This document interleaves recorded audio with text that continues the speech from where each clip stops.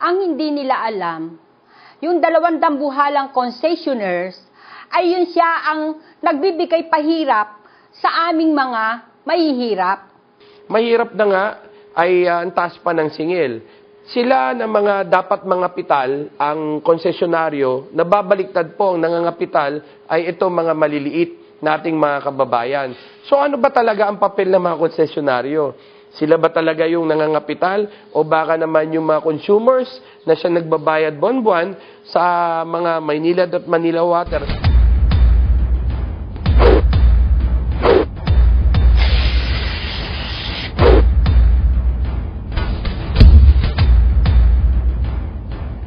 Kaya po ngayon, nakabantay po kami sa rate rebasing process dahil every 5 years po, nagkakaroon ng rate rebasing.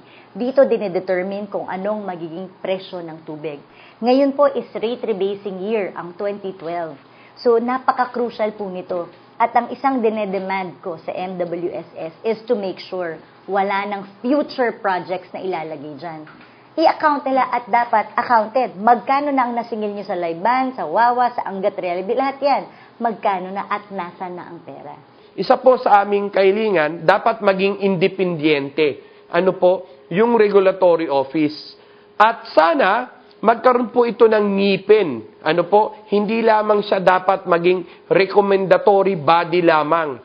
At bilang isang akbang po namin, nag-file po kami ng Water Regulatory Commission na bill sa Kongreso. Ito po ay isang batas para maihiwalay ang regulation, para independent regulatory body, para walang pwedeng mag-impluensya sa presyo ng tubig, kundi ang totoong computation lamang ng presyo ang tubig. Ang magiging resulta at ang rates ng tubig natin ay may sound basis, may assessment value, meron talagang financial and economical computation kung bakit nila na-reach itong presyong ito. Hindi yung hinugot lamang sa buwan, binigyan na tayo ng presyo. Nananawagan po ako sa inyo na makiisa sa aming ginagawang pakikipaglaban para sa ating lahat. Sana po maunawaan ninyo kung bakit kami naririto. Ito ay hindi para sa isang tao lamang, ito ay para laban sa marami na namumroblema sa tubig.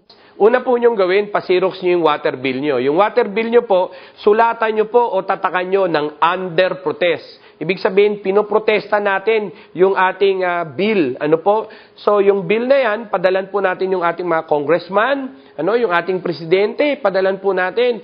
Padalan po natin yung ating vice-presidente, para maantig din ang ating mga senador, para makita nila yung malalang problema rito sa tubig. Milyong-milyong mga water bills ang padala natin, para bumaha po ang opisina ng regulatory office, bumaha ang opisina ng Board of Trustees na tinututulan natin ang hindi makatarungang pagpapataw ng mga dagdag na taripa na hindi maipaliwanag ng Manila Water at Maynilad. At kumilos po tayo, magdasal po tayo, sa ating mga simbahan, pagdasal po natin na magtagumpay po ang ating pakikibaka para sa katarungan, sa pagkakaroon po ng isang pantay at tamang kwentada ng tubig, at kung maaari po, yung inyong mga churches, ay mag-petition signing po kayo. Padalan nyo po ng kopya ang Board of Trustees ng MWSS, ang Regulatory Office. Padalan nyo po ng kopya. Padalan nyo po ng kopya ang Maynilad. Padalan nyo po ang kopya ng ang Manila Water. At sa pamamagitan po nito ay sama-sama po tayong harapin natin ang pakikibakang ito. Hindi po madali ang pakikibakang ito, pero alam po natin, kakampi natin ng Panginoon, tayo ay magtatagumpay.